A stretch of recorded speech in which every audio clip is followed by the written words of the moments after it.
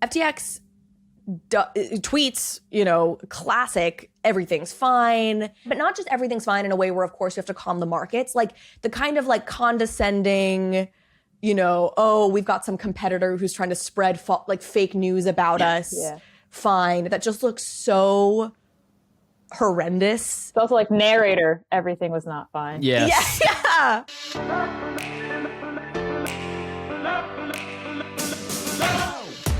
Hello, everyone. GM. Welcome back to another episode of Overpriced JPEGZ. I'm stumbling over my words here because there is so much to talk about today, and we can't possibly fit it all in.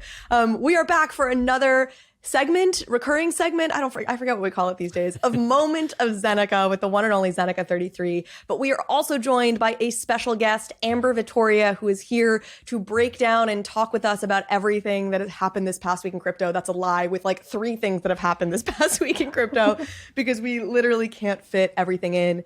And later in this episode, we are going to be joined by Devin Finzer and Anne Favreau-Willis. She will tell me how to properly pronounce her last name, of the OpenSea team. That is their CEO and the VP of operations, to talk about what's going on the royalty side with OpenSea. Big announcement from their team yesterday that they will continue to honor creator royalties for existing collections. We want to talk to them about how they came to that decision, what they've learned from this last week, and hopefully we'll get some more clarity on everything to do with the OpenSea decision. Before we get into all of the crazy stuff, we're going to talk about the FTX, CZ, Sam Bankman-Fried, just craziness that is happening. And we are going to talk about this SEC library decision, and then we'll get into the royalty conversation. We do have to do a couple of things. First, I have to mention Amber Vittoria's book. She was on the podcast recently. We've mentioned it on the podcast before, but we're going to mention it again. Go check out These Are My Big Girl Pants by Amber Vittoria, available on Amazon now. We'll link to it.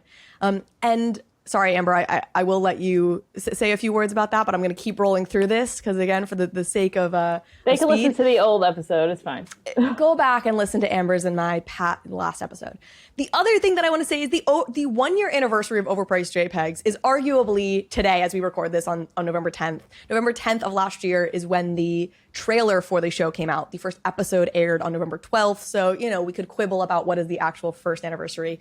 But as I've announced on Twitter, for the 1-year anniversary, we are airdropping all past guests plus friends of the pod, those of you who have been really supportive on social media, retweeting and sharing the show, people in Discord who have shared it. Obviously, we probably aren't getting to literally everyone, but we're doing our best to really go through and find people who have been supportive. We're airdropping you an NFT, a very special collector's edition of an NFT that will also be redeemable for a bottle of overpriced gin come January. And there's a big announcement. The artist who has done the work for that NFT and then for also the label on this bottle of overpriced gin is the one and only Amber Vittoria. Woo, I'm so excited. So Amber, thank you so much. I didn't know how much we were going to keep that a surprise for the airdrop, but since you were coming on today, it was like, let's just announce it now. Yeah. And the market is nuts. I guess that's the other thing to say. Prices are crazy. We usually start with like a market kind of overview recap with you, Zeneca, but I don't even think we're going to do that today. Prices are down, and we're going to talk about why right after a word from these lovely, lovely sponsors.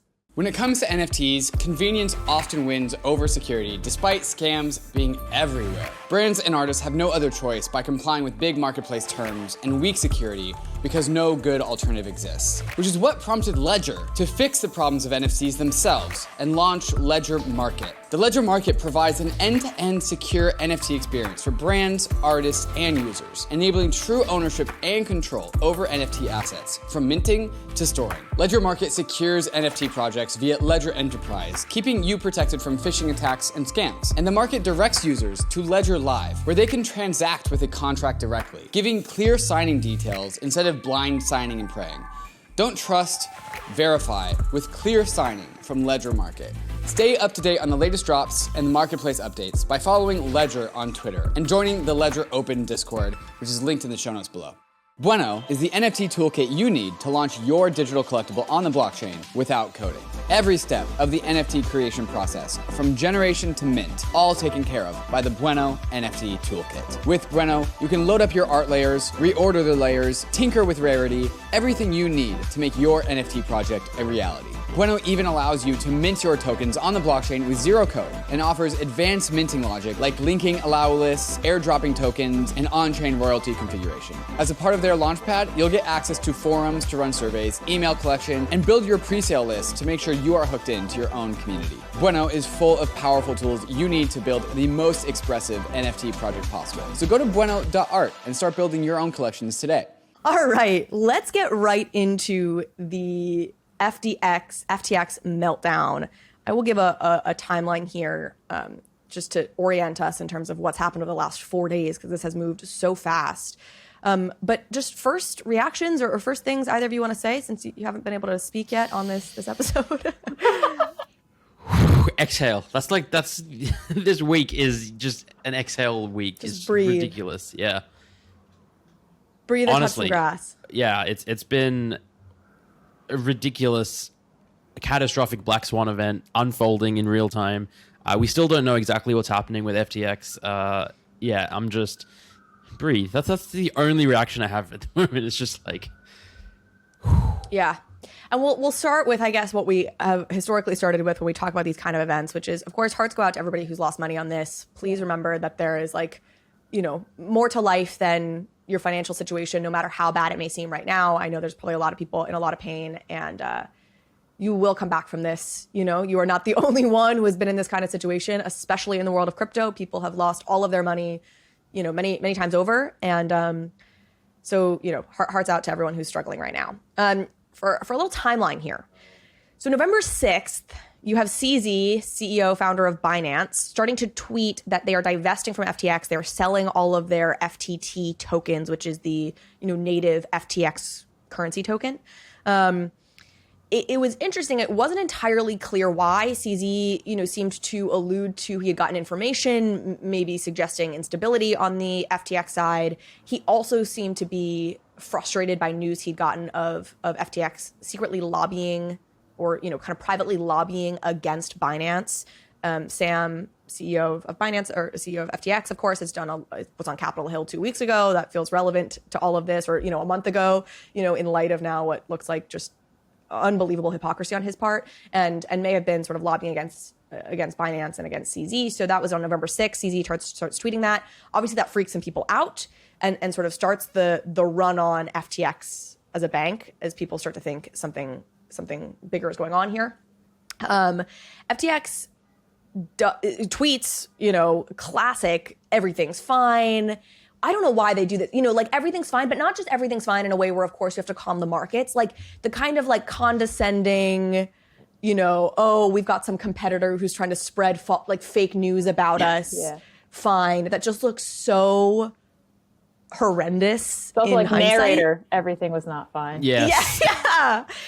And why do they do this? It's the most, and it's so funny because when I saw this and I saw Sam tweeting, our competitors trying to spread misinformation. We've got a shit ton of money. We're fine. And people in the comments were being like, Mashinsky said the same thing. Celsius CEO says the same thing. And I was like, they have to be fine. I was inclined to believe Sam. I was like, we've seen this too many times before. There's no way FTX is actually going down. It's no way Sam's doing the same BS that all of these other CEOs have. Well, I was clearly wrong. That was nuts. Were you guys following this at that point when Sam's saying everything's fine and Binance is obviously sort of implying it's not? I wasn't. I don't know if it's still true. I'm in the state of New York, but years ago, I had some crypto and Binance, and then New York State was like, so. Ever since then, I was kind of like, oh yeah, those exist, but not really for me. Yeah, I've largely avoided most of these as well. I had a little money in Celsius, but not because I actually suspected, obviously, anything was wrong with an FTX. Okay, then you have FTX does stop processing withdrawals temporarily, it looks like, but again claims, oh no, just like, you know, we just have a lot of people trying to withdraw right now. Everything's fine. It literally, you know, a breath away from basically saying steady lads, you know, like, you know, deploying more capital now or whatever. Yeah, like you know, that was basically the sentiment.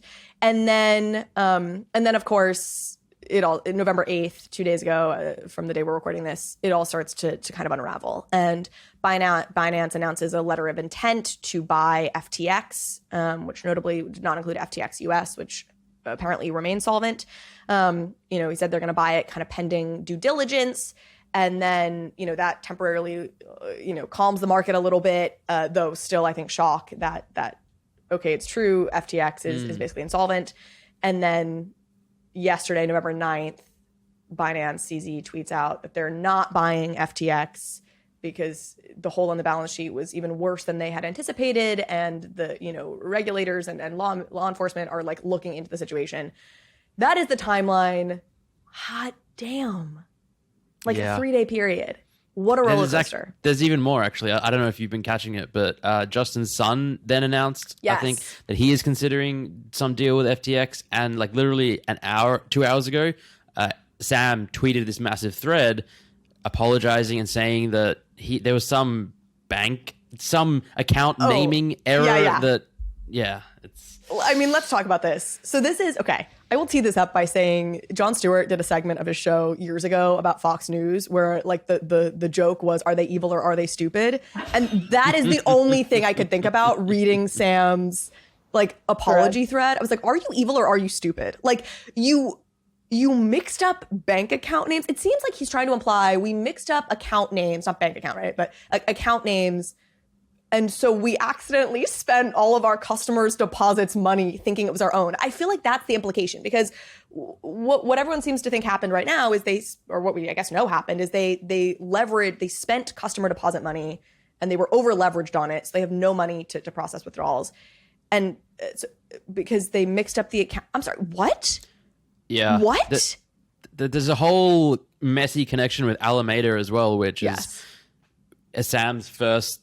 He started off trading, and then he spun up Alameda. That was his trading company, and then they were very closely related to FTX, and they were over collateralized on the FTT token. And then there's speculation that they got burnt in the Luna collapse, and then FTX. I mean, it's all speculation. We don't really know what happened, but we don't know what happened. A whole we mess. Will presumably one day. Yeah, I mean, the speculation is that basically they were sending customer deposits from the FTX exchange to Alameda, which is essentially their hedge fund that does trading, and.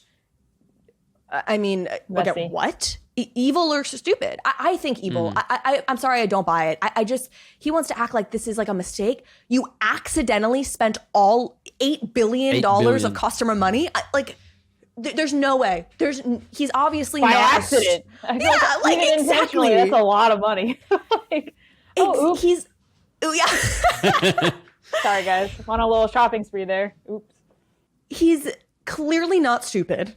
Is the reality. Like Sam Bankman-Fried, you know, whatever, clearly there's a ton of incompetence here, but he's not an idiot. So I just cannot buy that this is, you know, he wanted to frame it like, I made 2 mistakes. The first mistake was not being more communicative or whatever, you know? And then the second mistake, or the first mistake was that we mislabeled accounts. Sent your money, sorry. Yeah, I mean, it's wild. The other thing that kind of came to mind, the other analogy that came to mind is I don't think CZ... There's questions like, did CZ mastermind this whole thing? Obviously, none of us can know. I don't think CZ knew the whole, the level of the mismanagement, the level of the hole in FTX. I mean, they were an investor. They held a huge stake of FTT. I think it's virtually impossible that CZ knew the extent of this problem. And I almost feel like it reminds me of, you know, the 2008 financial crisis. You had a handful of people, not many, right, who had bet heavily against the mortgage-backed security market. That, of course, was what failed.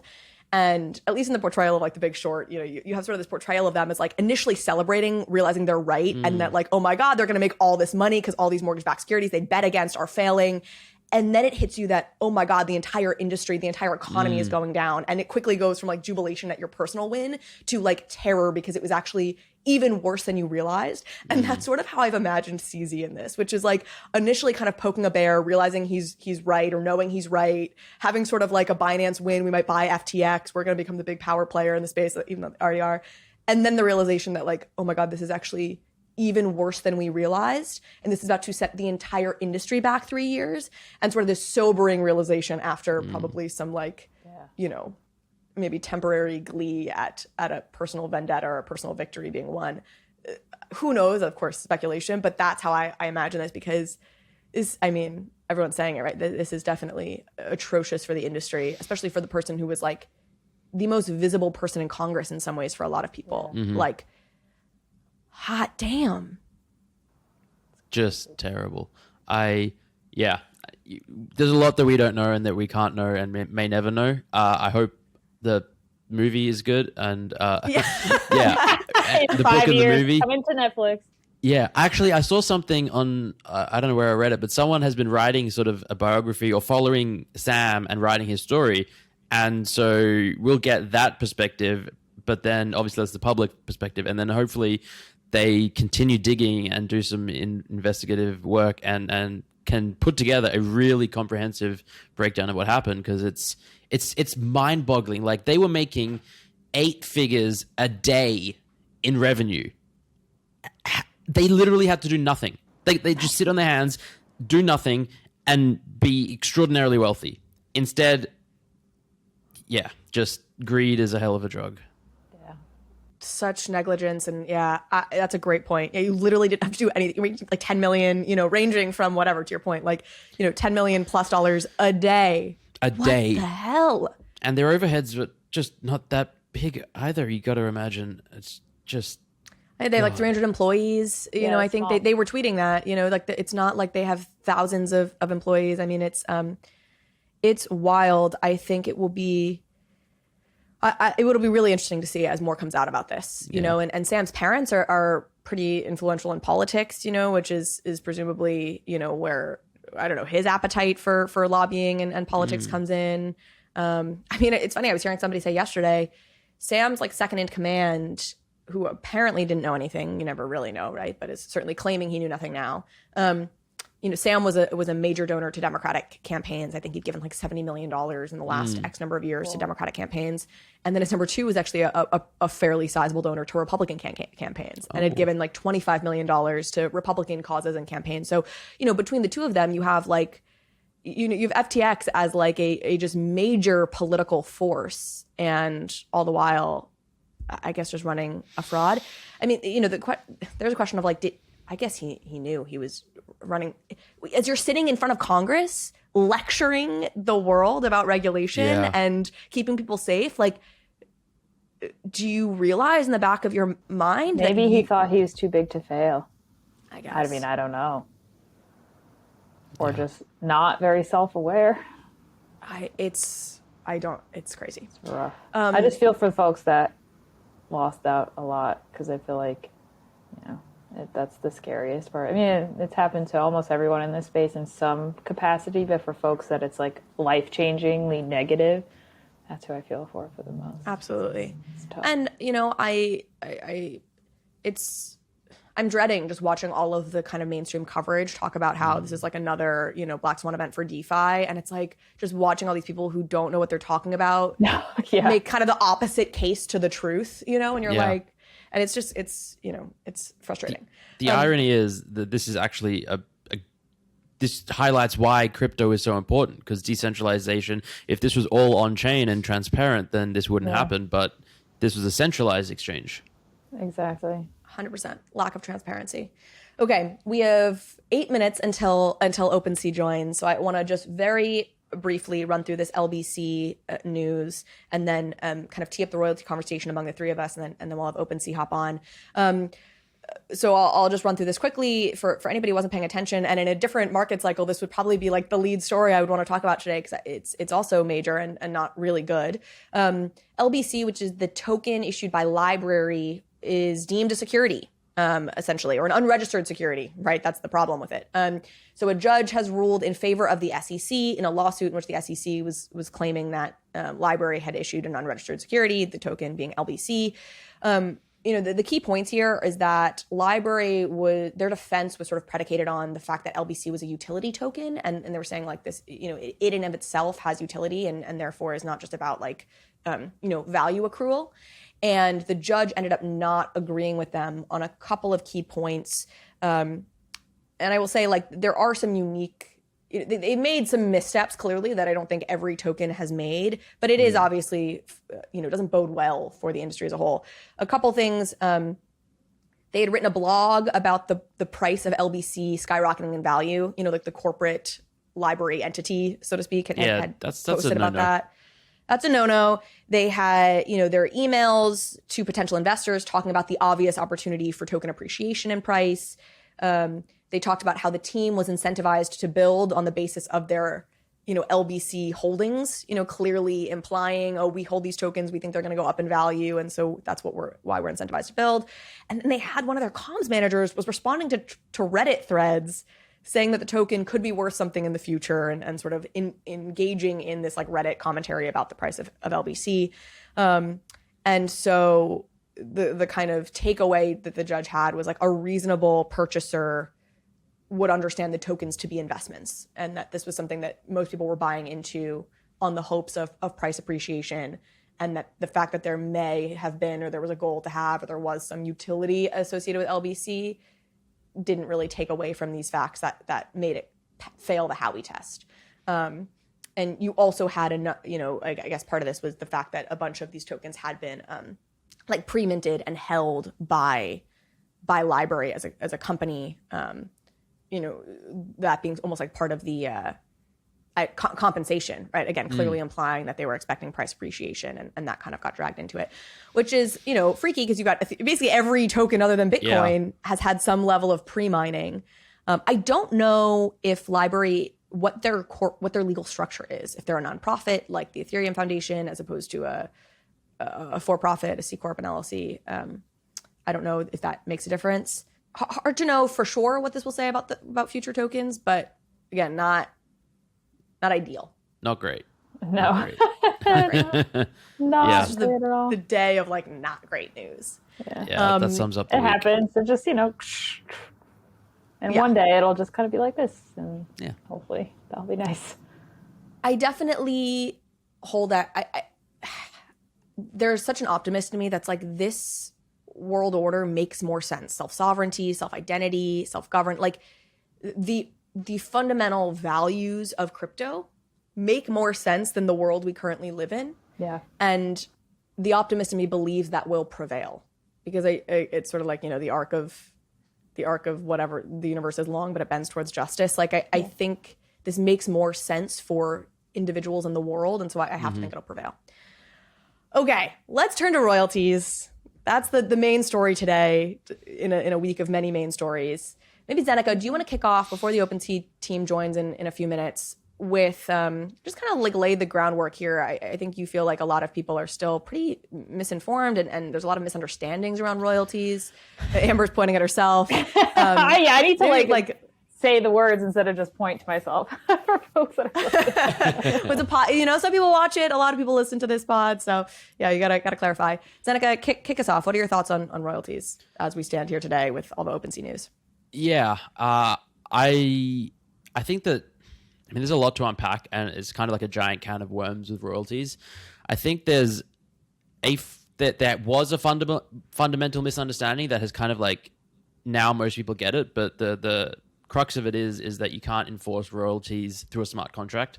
And I think that most of us, myself included, coming into the space and spending, even 6 months in the space, a long time, more than that, a year and a half, don't realize that, and didn't realize that until you get to a point and you're like, wait, what? And it's just this massive, like, what the hell moment where it's like, really? That's how it works? I thought.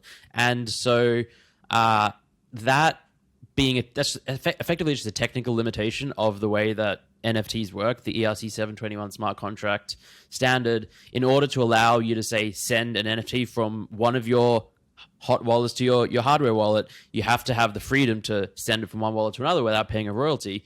And because of that, there will always be technical ways to circumvent royalties. And the way that royalties have existed is that the marketplaces where people buy and sell, effectively, they enforce royalties. They say any creator can set what they want the royalty to be. We will take that, and then we'll pass it on to the creator. Over the last, and that kind of worked great for many, many, many months, actually years. There was an open letter in 2018, I think, from Matt Kane and some other OG NFT artists to Super Rare and other marketplaces saying, we are rallying for 10% artist royalties because, we think that this is fair for artists and a good way to reward them, and just build a better world order effectively.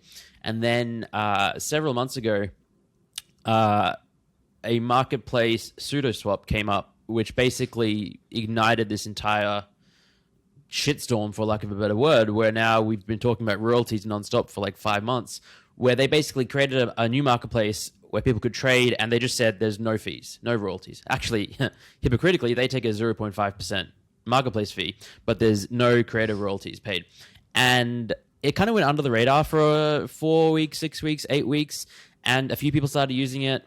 And then Gem, the aggregator that aggregates OpenSea, Luxor, X2Y2, included pseudoswap. So now all of a sudden there's this massive visibility, and people just started buying and sweeping. A lot of people don't even know where they're buying from. They go and they say if they're sweeping 5, 10, 20 tokens, they don't check.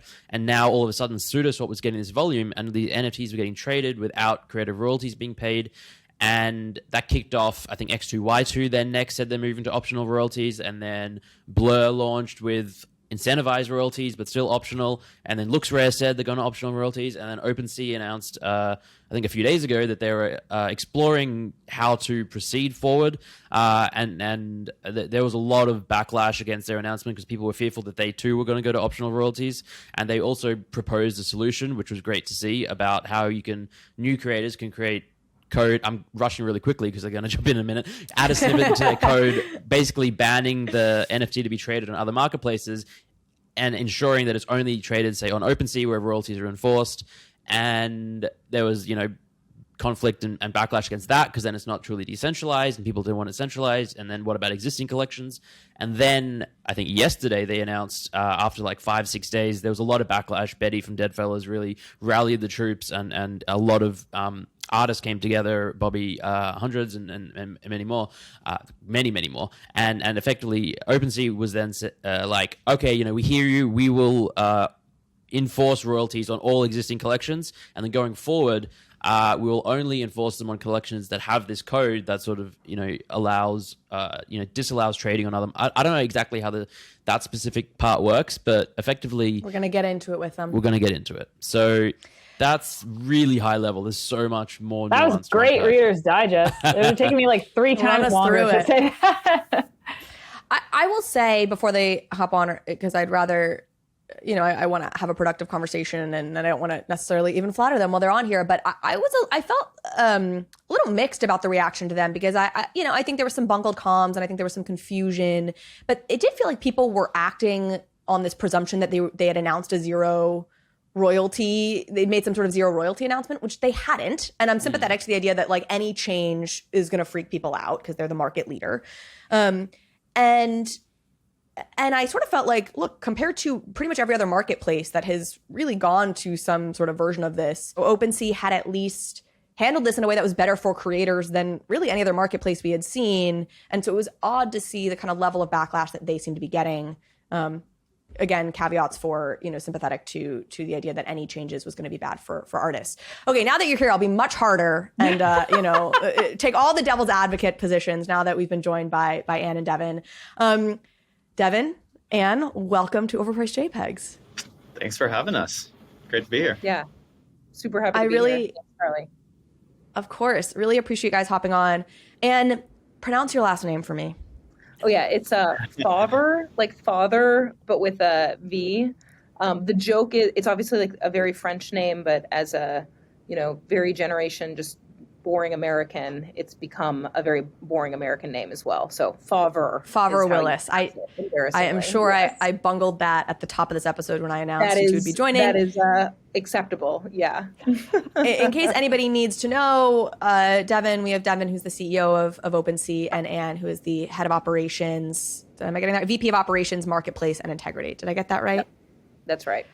It's been quite the week, just like broadly speaking, across all areas of crypto and NFTs. It has been quite the week. Yeah. How are y'all We're feeling? like agreed, we need sleep. Yeah, I mean, a lot happening in the space for sure. Yeah. Well, I want to get into everything. Obviously, you all made an announcement yesterday. We're recording this on Thursday the 10th, that you would be keeping creator royalties for existing NFT collections, which was something I know you've gotten a lot of feedback about, and we want to dive into all that.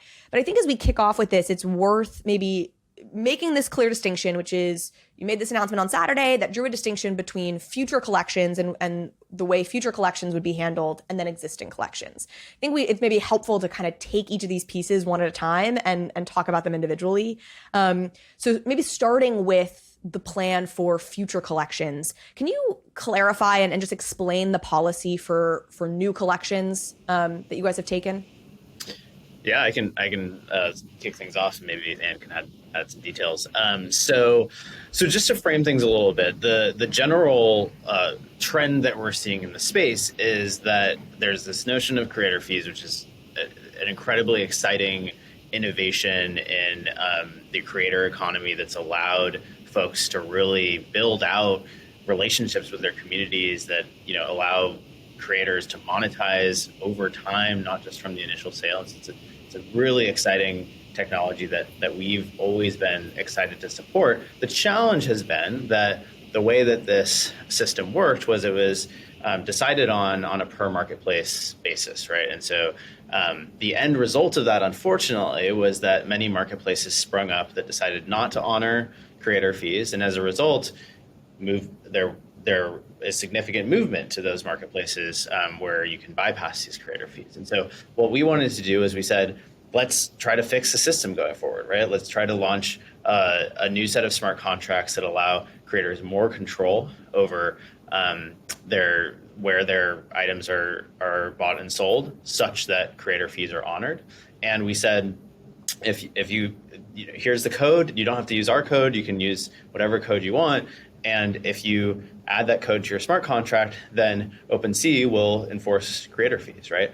But it is a requirement, right? If you don't add that code to the smart contract, we don't believe that the current system is working, and so that's the requirement we're moving forward. So that's our what we announced earlier this week, and that's the solution that we put forward to really help drive the space to a system that will work better for everyone. And I think I just want to say, like, it's very complicated, right? It's like, it's interesting that, like, this technology is new, right? And you have to kind of dive into the details and understand how this ecosystem is evolving to kind of wrap your head around this. And we did as good of a job as we could to communicate that in our update. But at the end of the day, it's a complicated problem, and we've been thinking about this for a long time, and we tried to lead with a solution that would be really positive for the ecosystem as a whole. Well, I would just add to that, like, I think part of the nuance and complication was actually just that many creators didn't even know, particularly folks that are newer to the space, that this type of royalty was not something that was enforceable on chain already. And so I think we were, sharing a problem that many creators, they were not aware that they weren't always getting the benefits that they should, or that they felt they should, for these. And I think as we think about the space growing over time, it becomes a bigger and bigger issue. And so I would just note also there was, I think, a real imperative and urgency for us to help create something and educate creators as well around actually how you can enforce this on chain as opposed to having it enforceable at the marketplace level. And so, if we want this space to grow, if we want non-technical creators to be more comfortable in the space, I think it's really important we level set and set that foundational expectation, which frankly was not the case before. So I think that was an important part of this, but also a relatively technical nuance that I think some didn't fully understand, understandably. We'll get into sort of the reaction to the news and sort of what has come out of that. But sticking on this, sort of the technical details of what this means for new creators or new contracts, it feels like one of the misunderstandings, and frankly, one of the things that concerned me initially, because I didn't know exactly how this was all going to fall, was, this is a snippet of code that looks at some registry and says either only these are allowed to, you're only allowed to exchange this token on these marketplaces, or a blacklist where it says, hey, you can't exchange this token on these lists. And there was a concern that like OpenSea is a centralized entity that's creating a centralized registry that is basically blacklisting all of their competitors for sort of like a business benefit to themselves. My understanding is that that's not true, but I want you guys to address it. Yeah. So, look, so we, the way that the system works is, it's a registry. So first of all, it's a V0, right? For the first set of creator tools. So we'll continually iterate on this over time. We want to work with the ecosystem on making this tool more robust as the ecosystem evolves. But it's a tool that it's a set of smart contract code that allows you to say, I only want this item to be bought and sold on marketplaces that respect creator royalties. OpenSea is one of those marketplaces, but there are others. And in fact, we are having conversations with marketplaces that because we did this, because we said we're going out the gate with tools that ensure that creators have the option to enforce creator royalties in this fashion, that want to change their policies around creator fees. And that's extremely exciting to us because it's representative of the space moving more and more towards a system where creators can have creator fees enforced across marketplaces. So rather, this is a move by us to ensure that we incentivize marketplaces to move over to that system, as opposed to something where we're trying to grab all of the rewards for OpenSea specifically or something like that. But so if a DAO wanted to come up with their own list of marketplaces that were allowed or marketplaces that were disallowed, would you accept that list in the system you're laying out? Or does the list need to come from OpenSea? It does not need to come from OpenSea by no means. Yeah, we're extremely open to a more decentralized solution for this registry. I think it's an excellent line of thought. As I mentioned, we wanted to get something out there in the world that worked really well, and we're 100% aligned with working with the ecosystem on something that's less dependent on a set of code that OpenSea created. I know, in line with a Web3 ethos, a lot of this is also just about providing choice and really giving power back to creators. This is a tool that allows creators to take that creator fee and decide whether they want to enforce it on chain or not, but it's one of many options. And frankly, we'd be really happy if there were other ecosystem tools that are not directed or developed by us. We're very supportive of that. Just really wanted to start with a solution and start the conversation, frankly, in the open to encourage others to start building these things. And actually what's been really nice is even since doing that, we've seen interest from marketplaces and engaging with us on it and working with us or developing similar type tools. So I think a lot of really positive development is already beginning to happen as a result of launching this, as Devin said, really V0 tool that we'll continue to iterate on as well. So something like the Gordon Goner's suggestion and Substack that suggested, creating sort of an allow list, that's entirely compatible with what you guys are laying out. I believe so. I'd have to take a closer look at the exact technical implementation, but I seem to remember that was roughly in line with that was some pretty similar approach.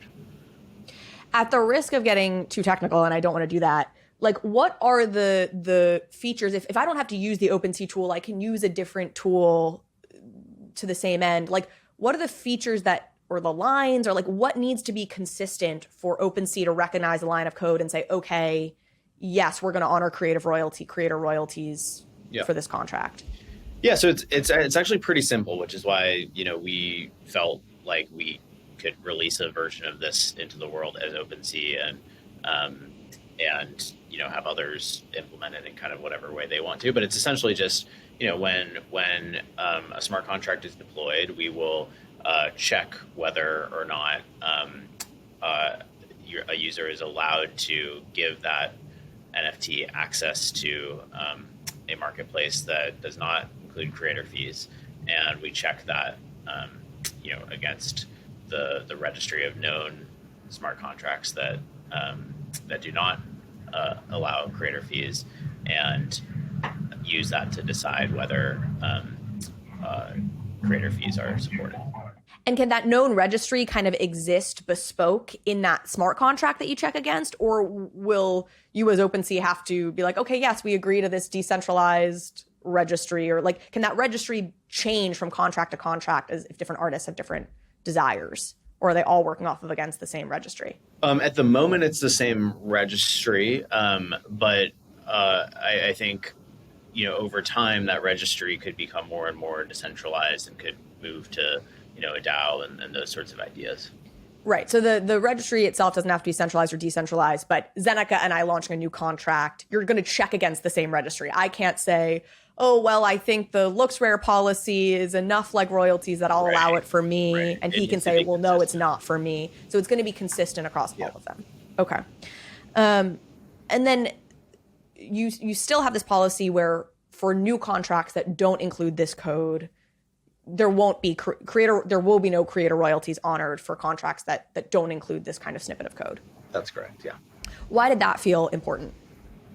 Great question. So I think we don't believe that the current system is working, right? So we don't believe that marketplace is deciding whether they're going to include creator fees or not is working. And if you look at the statistics, in reality, creator fees have declined dramatically, right? Because people are moving to marketplaces that don't enforce them, right?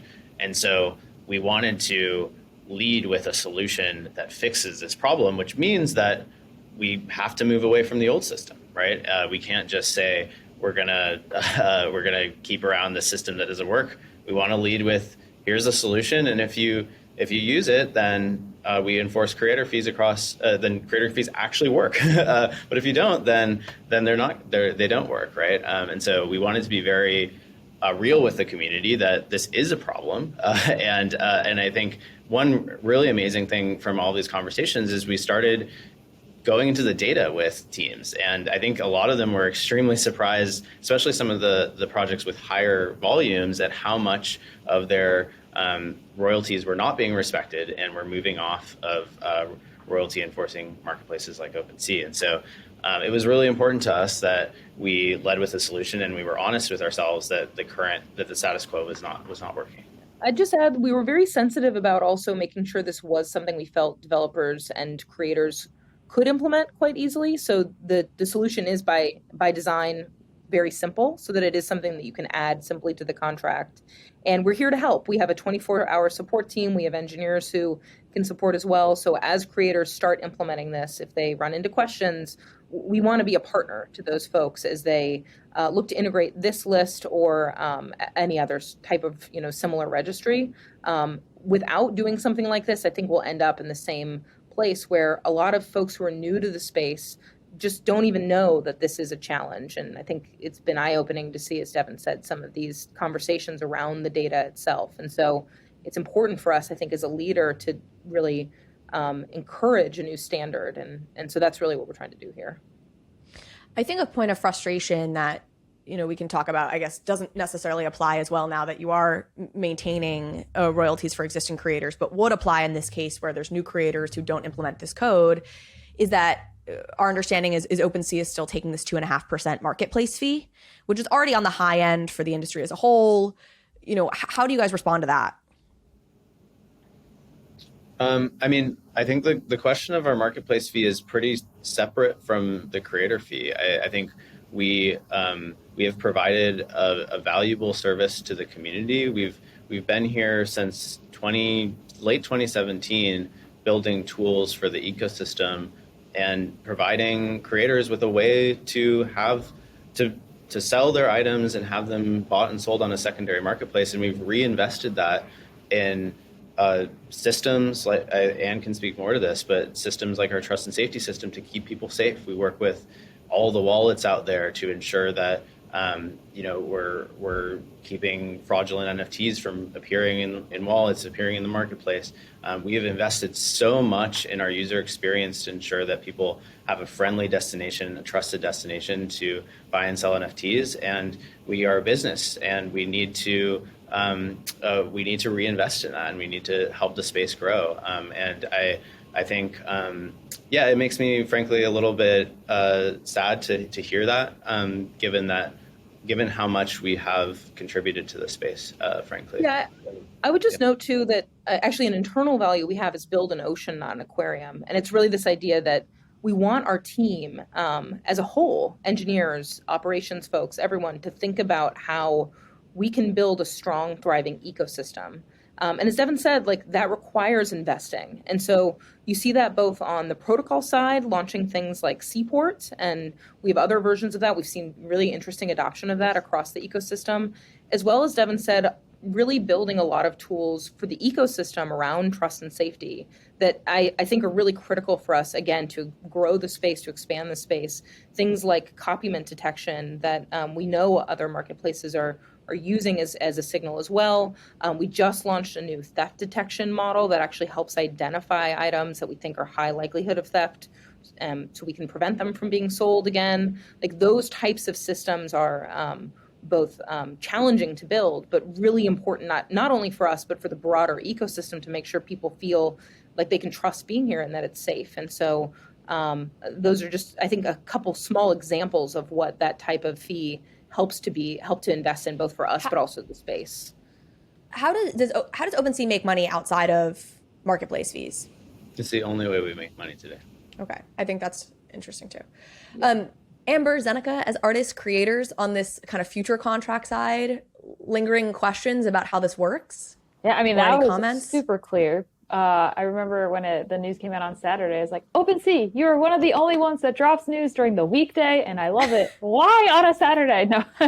But after that, I think on first read, also I'm a visual person, so I think when brands drop any type of update, regardless if it's Web3 or not, sometimes a more robust explanation via video or blog posts is helpful, because my first Twitter thread read, I was like, oh, that seems a little predatory to have to put in this specific code, because it prevents Coinbase or X2Y2 to want to implement their own code. But after that explanation, and you guys did clarify that yesterday too in your thread, that it's it could be any code.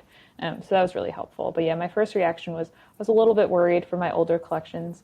I'm an independent artist, so I'm not making as much on royalties as projects like Deadfellas or Atom Bomb Squad or Bored Ape Yacht Club. But it was a little concerning to me that there was no answer. It was kind of hey, we're giving ourselves a month. We'll figure out between now and then. And I think that left a lot of uncertainty for a lot of artists. And obviously, I think there's room for a new solution beyond just honoring it as is. But that was the thing that was a little scary. It was we have 4 weeks to figure out our shit. So I think that's what made a lot of people a bit frustrated and angry. It's after December 8th, it might go to zero. I feel in this space, we're very quickly to expect the worst and hope for the best. So I think that was the range of reactions with that. My only thing is, and I would be open to hearing what you guys think, but as an artist, and obviously Web3 and physical life is different, but when I sell a painting, I feel that person, if they want to sell it on Christie's, cool. If they want to sell it on eBay, also cool. Obviously I have no stake in that game. But I feel kind of uncomfortable prescribing where people can sell their NFTs after I've sold it to them. So that's my one hesitation. I love that other platforms, though, have reached out to you and said, like, hey, if this is going to be enforced, like, yeah, we'll obviously honor royalties. So I think that's a great solution. But obviously, I'm not a technologist. I don't program. But I wonder if eventually in the future, I know this is V0, like if there's a way for creators to be like, yes, I want my royalties to be protected, but you truly own my artwork now as an NFT. I don't want to tell you what you do with that after the fact, so long that you honor my royalties. And I don't know if there's a solution there, like in the short term or long term, but that's something that I would like, just because I feel kind of uncomfortable being like, no, only sell it here. Well, first of all, I'd say, Amber, I want to say I'm a big fan of your art. Thanks. Been a long collector, really beautiful stuff. So it's exciting to like be in the same room, actually. But the second thing I'd say is that's very helpful feedback to hear. What I will say is we continue to feel like this is the kind of thing that we need to find a way to enforce, or to help artists who want to have greater fees to choose for themselves how to enforce it on chain. This is a V0, so we want to work together on building more robust solutions over time, but felt like there was urgency, particularly as we were seeing, I think we shared some data on this yesterday, but as creators were losing out on fees we thought they were expecting to get, that we released something that to start this conversation and that we know creators can use now. But I think, it's good feedback, and I think ultimately comes down to you as an artist can choose whether this is something that matters to you to collect those fees in the future or not. And I think this type of tool is a first step in doing that. For sure. Yeah. So, obviously you guys came out with a statement on Saturday, and, my reading of it, which felt like many people read it like, oh, they're going to zero. But my first read was, okay, you do want feedback from the community, and you're exploring a range of options about what to do for existing collections moving forward. I think the idea that you were changing anything at all, of course, is what freaked people out, because most folks just wanted royalties to stay as they were. What led you guys to feel like you needed to make a change in the first place?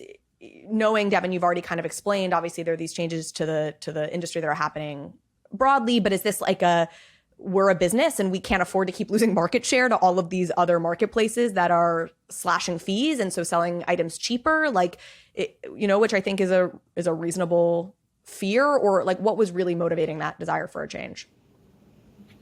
I mean, look, it's a combination, right? Where we are a business, but we saw this challenge in the ecosystem, and we felt like we were in a position to solve it. So that was a huge motivating factor for us to really step up to the plate and say, how can we lead with solutions?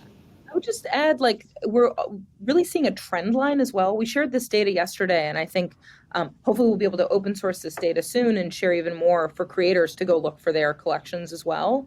But what we're seeing is a pretty massive trend line in really even the last couple weeks of top collections, and we can use that as a proxy for others, right, that had royalties, that should have assumed royalties and didn't get it. So last week, for example, only 55% in the top 20 collection list, only 55% of royalties were paid out based on the sort of expected rate.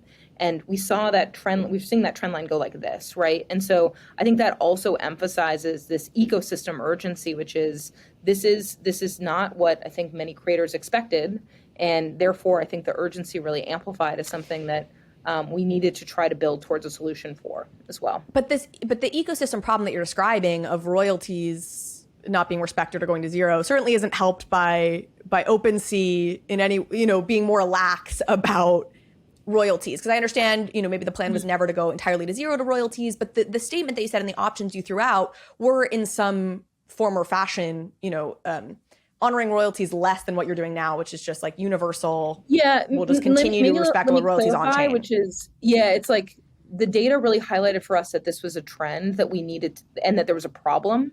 I think what we looked to in our initial announcement was we need to problem solve this. This is a challenge. It's something we'll need to find a solution for. And frankly, like, we want to find that solution out in public. I've been in this space for a long time. I think it's really important that we try to be as transparent and open about big decisions as possible.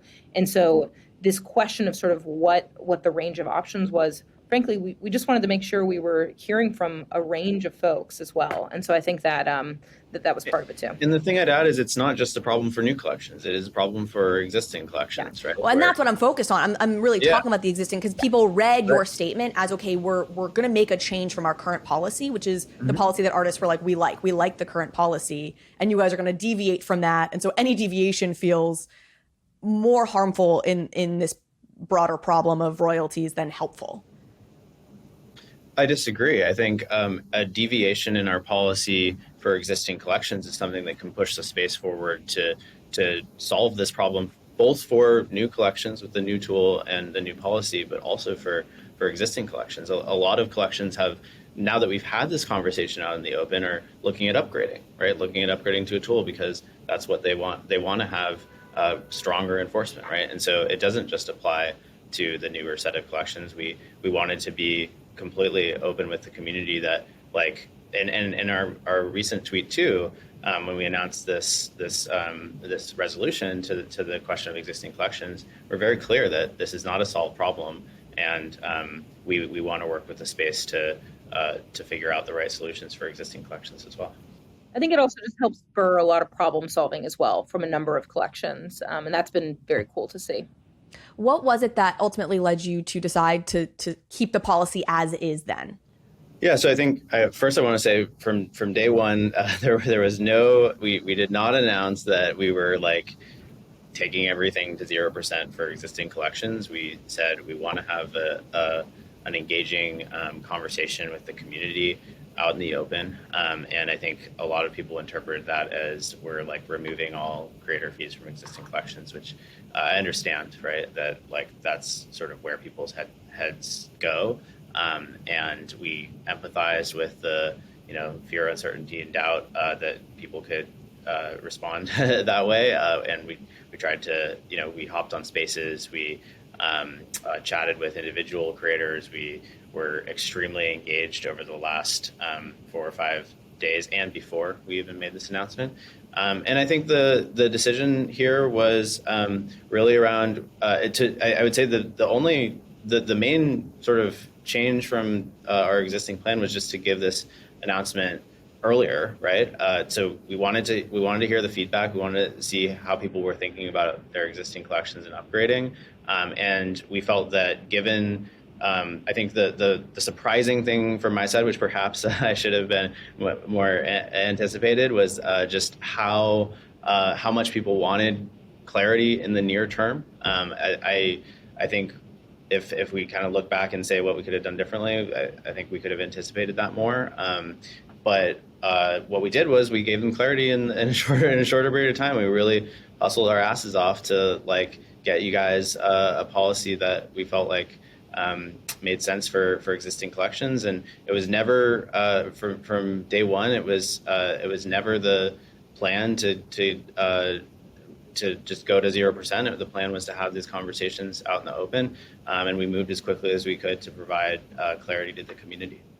COINSHIFT is a leading treasury management and infrastructure platform for DAOs and crypto businesses that need to manage their treasury operations. Every crypto org needs to manage its treasury, and COINSHIFT offers a simple, flexible, and efficient multi-chain treasury management platform built on top of the highly secure Gnosis Safe. With COINSHIFT, your organization can go from primitive single-chain treasury management to expressive, flexible, and multi-chain treasury features, such as global user management, global contacts, proposal management, and many other features that can be shared across an entire organization, allowing users to save time and reduce operational burdens and gas costs. COINSHIFT even has data tools like account reporting across the 7 chains on which it operates. Used by industry powerhouses such as Uniswap Grants, Balancer, Consensus, and Masari, COINSHIFT is speeding up the coordination and efficiency of the organizations that use it. You have to keep up with the frontier, and COINSHIFT makes that easy. So sign up at coinshift.xyz/bankless. We're all bullish on NFTs, but gaining exposure to NFTs as a whole is difficult. How are you supposed to gain broad, generic exposure to an industry that's designed to be unique and non-fungible? CRYPTEX has the answer.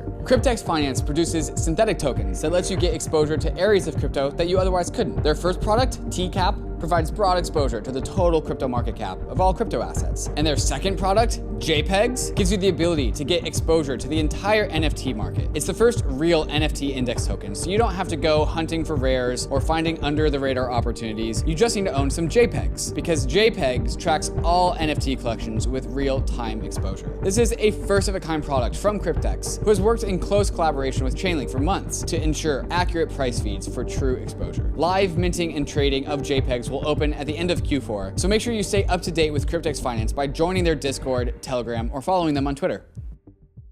Could this policy change again in the future? How permanent does this feel to you, and what would be the factors that would lead to it changing down the line?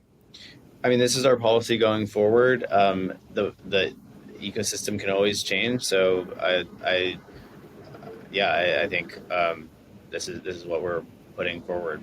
I'm not sure how to answer that exactly. You mentioned that you want to come up with tools to help creators like upgrade their current contracts. I think that would be awesome, especially because I agree, like, it's great that for now, I think the biggest fear is we all had this like arbitrary December 8th deadline. We're like, well, what happens after that, OpenSea? And that was scary.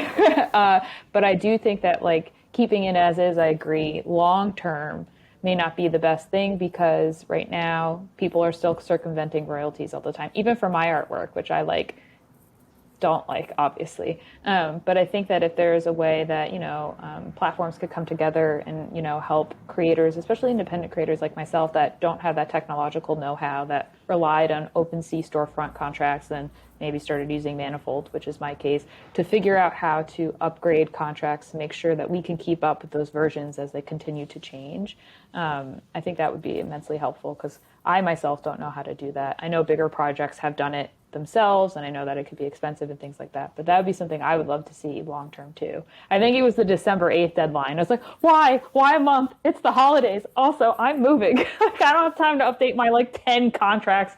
So I think that's why I got frustrated. I was like, why is this happening? And it definitely parallels, like when Instagram goes down or Twitter goes down and you rely on those platforms for your business, and then you can't do your business for that day. So that's kind of, I feel like, where that felt similar, especially for independent artists. But I'm glad to hear that you guys are, putting in the effort to work on tools to kind of help us out as we all evolve in the future. I think that clarity in the upfront, I think, probably would have saved all of the last week.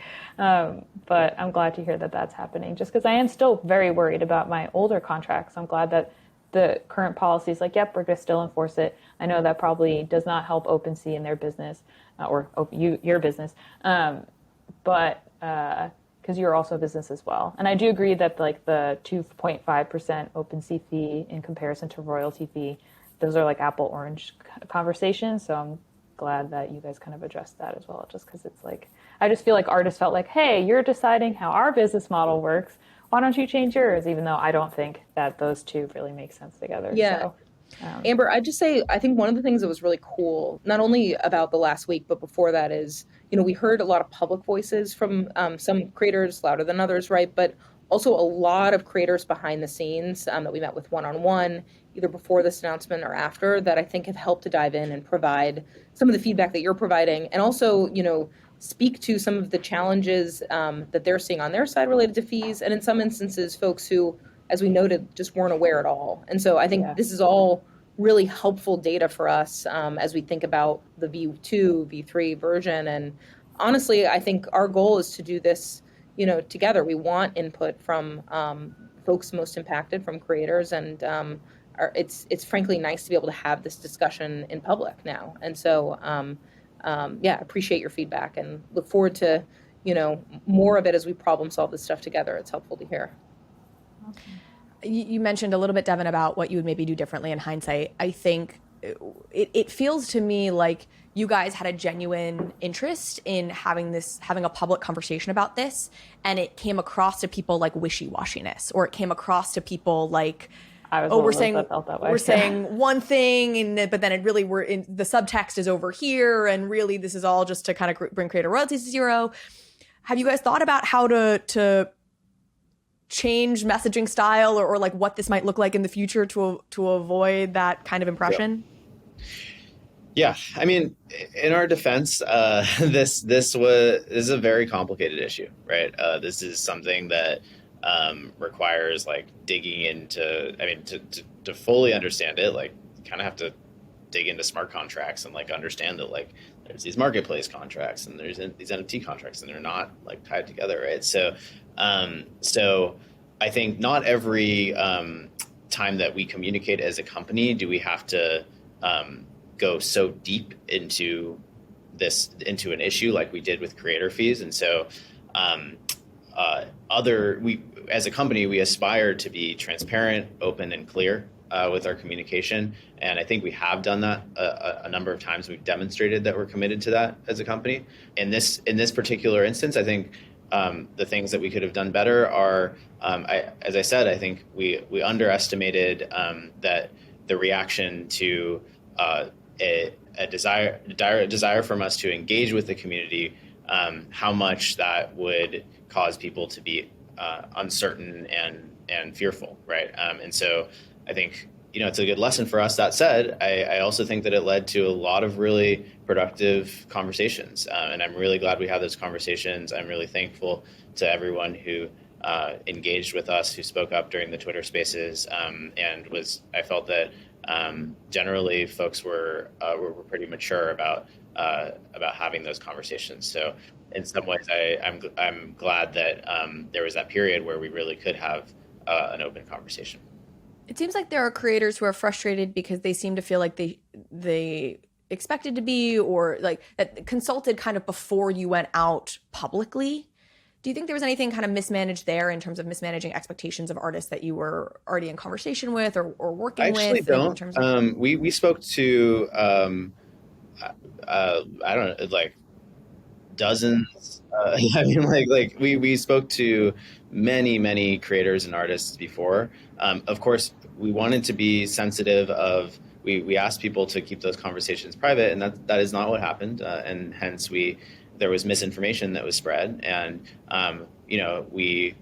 the reason we actually went out on a Saturday, we'd planned to go out on Monday, was because we wanted to provide clarity, right? Because people were saying it's a complicated issue, right? And people were saying all sorts of different things. And the reason that happened was because we actually proactively talked to all of these creators beforehand, and we took the risk. As a company, like you typically, when you announce a change like this, you typically want to very much control the narrative, and you want to go out at a very specific time, and you don't want it to leak first. And we risk that by going and talking to tons of creators before the announcement went out. And the end result was that it leaked, and we were okay with that risk, and then we announced it. And so I actually think that we did it. I think, to your point, there are a lot of things. There are certainly things we could have done differently, but talking to creators and engaging with the community was something we did from before we even made the announcement. Yeah, I think it's a good example of like sometimes the Twitter narrative of what's going on in reality are not always totally aligned. Interesting how that works. Twitter? Everyone's a little bit different on Twitter.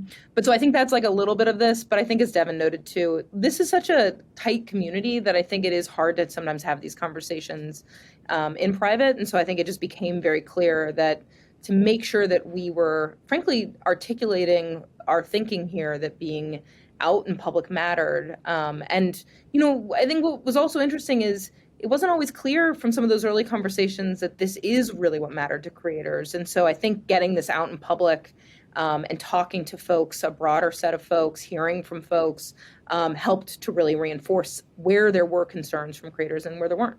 I was going to say the other thing, too, that after hearing both of that recent explanation, I think that as a society, we're very used to platforms making a decision, rolling it out, testing and learning, and then that's it. When Facebook changed their wall 1,000 times while I was in college, we'd be like, no, Facebook. So I think that we're so used to when companies come out with updates that it's final. So I think that's another thing too, is just the way society is. I took it as cool, they're gonna treat all new contracts with something that I don't really understand, but what about the rest of the contracts? They're only giving themselves a month. okay, great, I guess that's it. And I think that could also be why too, is just like societally, we're so used to big companies not engaging in the folks that use their platform.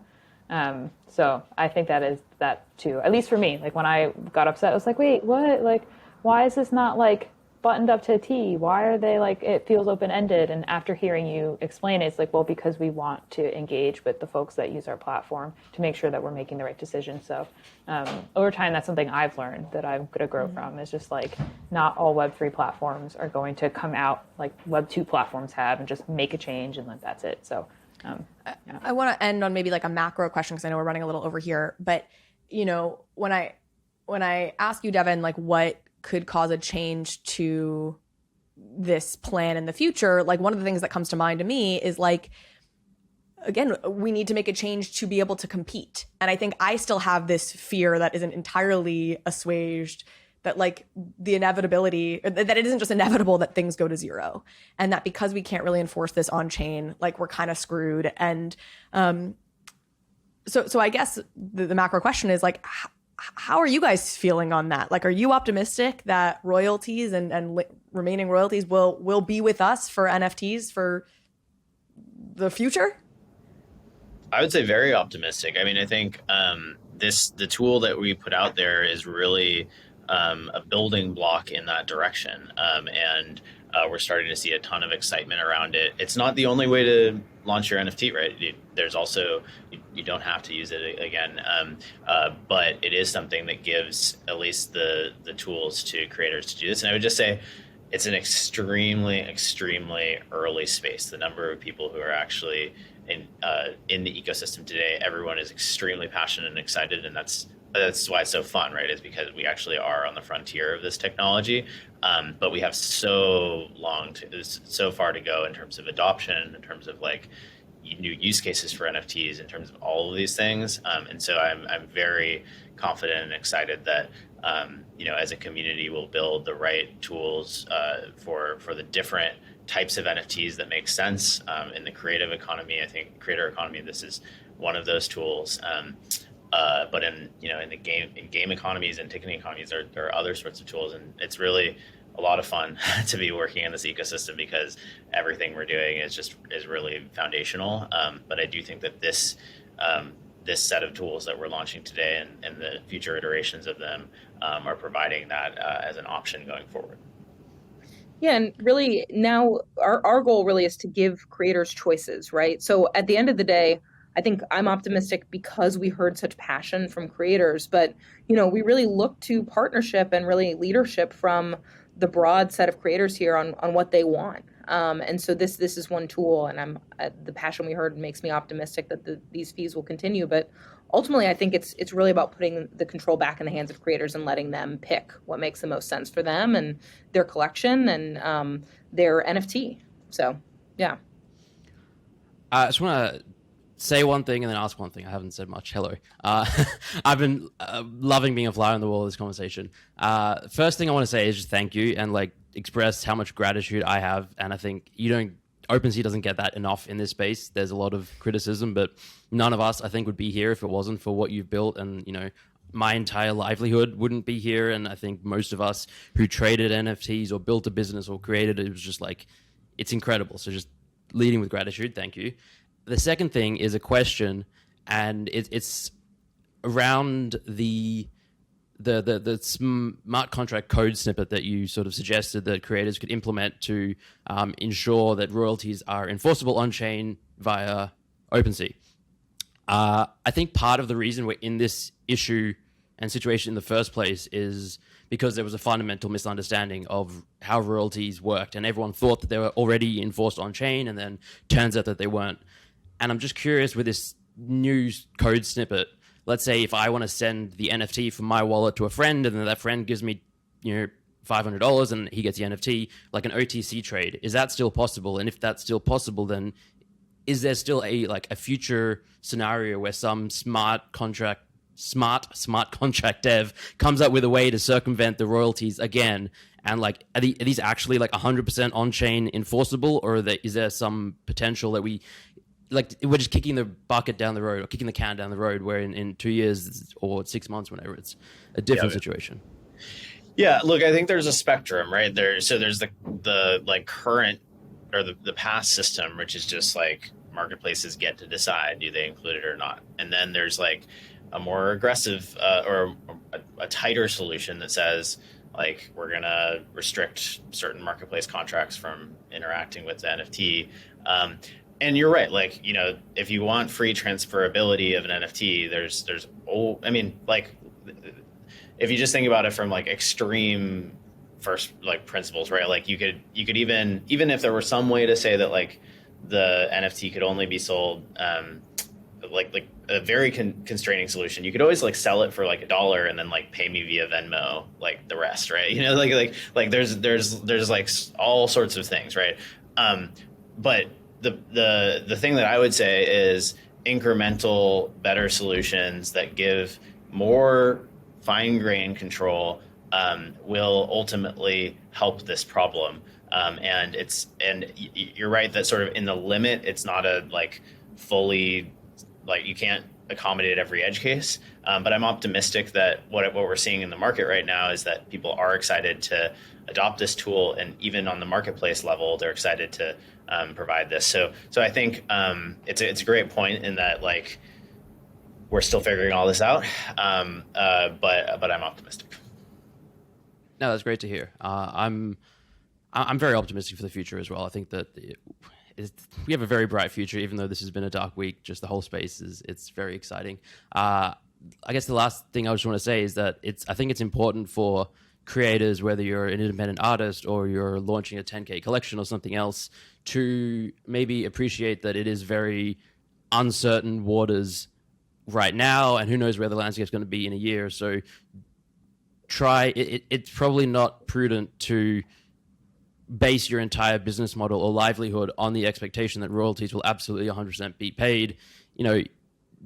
Yes, we hope for the best, maybe plan for the worst, and who knows where the technological sophistication gets in the future. And a lot of people are in really unfortunate positions because we had the expectation that royalties were enforceable forever, and people got into the habit of like, in the extreme case, maybe planning their rent money and food based on the royalty income that they were expecting, and then on other end is like businesses and planning to build out an ecosystem, and then the holders. And I think that it's just this whole fundamental misunderstanding. And I think that the more that we can spread the education about, yes, let's fight and ensure that royalties can be paid and can build a sustainable, creator-focused ecosystem, but at the same time, let's not try and stick our heads in the sand and presume that that's. And this is not to anyone here. I think this is just me speaking to anyone that might be listening, and just like think about other ways, and like potential options are withholding supply to sell in the future. I think that's an option that perhaps can be explored. If you're doing a membership token, subscription-based NFTs, and I think there's a lot of experimenting to be done. So, yeah. I agree with that.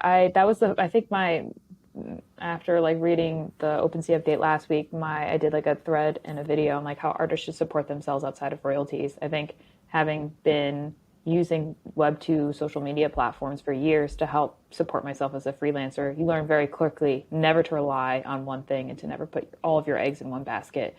And obviously trial by error several times over. And I know that a lot of artists in Web3 are doing that as well with royalties, and learning the hard way that it's not steadfast and you can't fully rely upon it.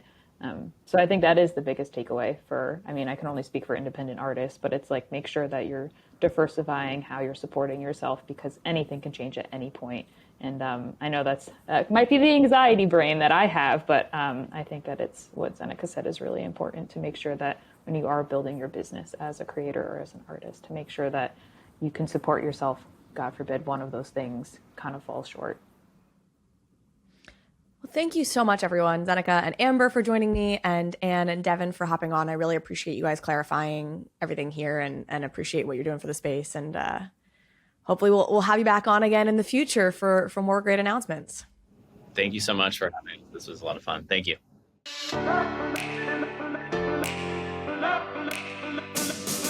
Thank you so much for watching this episode of Overpriced JPEGs. If you liked this conversation, if you liked this episode, please go ahead and hit subscribe. It helps me out, it helps the show out, and it means you will get alerts and updates when we post new content. Thanks again.